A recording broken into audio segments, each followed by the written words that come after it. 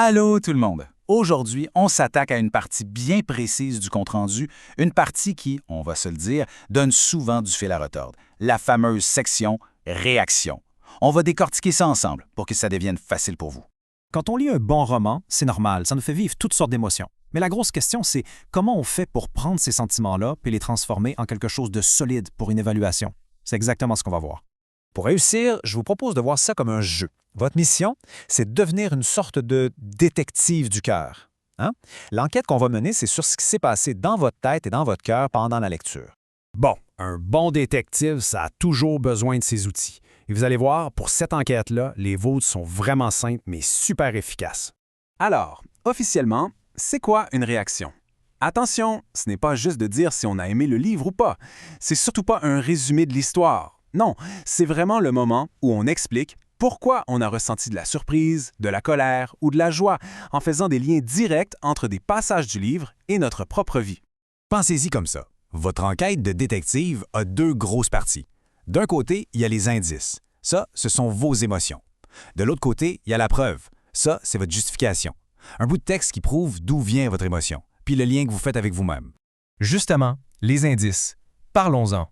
Voici une petite liste pour vous inspirer, qui vient d'ailleurs de votre matériel de cours. Est-ce que vous avez ressenti la curiosité, peut-être de la frustration face à un personnage? De la surprise? Ce sont tous d'excellents points de départ pour votre enquête. OK, on a nos outils. Maintenant, comment on procède? Je vous montre une méthode super simple, en 3 étapes. C'est une recette que vous pouvez suivre à chaque fois. Vous allez voir, c'est presque impossible de se tromper avec ça. Alors, étape 1, on choisit 2 ou 3 émotions fortes qu'on a ressenties. Étape 2, on retourne dans le livre pour trouver la phrase exacte, la scène précise qui a déclenché cette émotion. C'est notre preuve. Et étape 3, on explique le lien. Pourquoi moi, ça m'a fait réagir comme ça? C'est aussi simple que ça. Bon, l'enquête est faite, on a nos indices, on a nos preuves. Il est maintenant temps de rédiger le rapport d'enquête, autrement dit, votre paragraphe de réaction. Et là, j'ai une structure en or pour vous. C'est presque magique. D'abord, ensuite, enfin. C'est le squelette de votre paragraphe. Vous n'avez qu'à remplir les trous.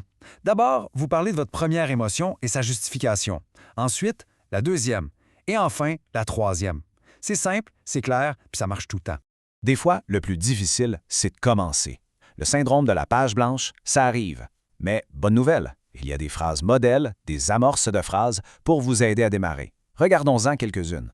Par exemple, si la fin vous a vraiment pris par surprise, vous pouvez commencer votre phrase tout simplement avec « La fin m'a surpris parce que… » et hop, vous êtes déjà en train d'expliquer votre réaction. Facile, non? Peut-être qu'une scène vous a rendu mal à l'aise ou qu'un personnage a fait quelque chose de dérangeant. Cette phrase est parfaite. J'ai éprouvé un malaise lorsque… Ça met la table tout de suite pour votre justification. Et pour un moment vraiment fort du roman, une grosse révélation, par exemple, cette phrase-là a de l'impact, « Je me suis senti choqué quand… » Ça montre tout de suite que le texte ne vous a pas laissé indifférent.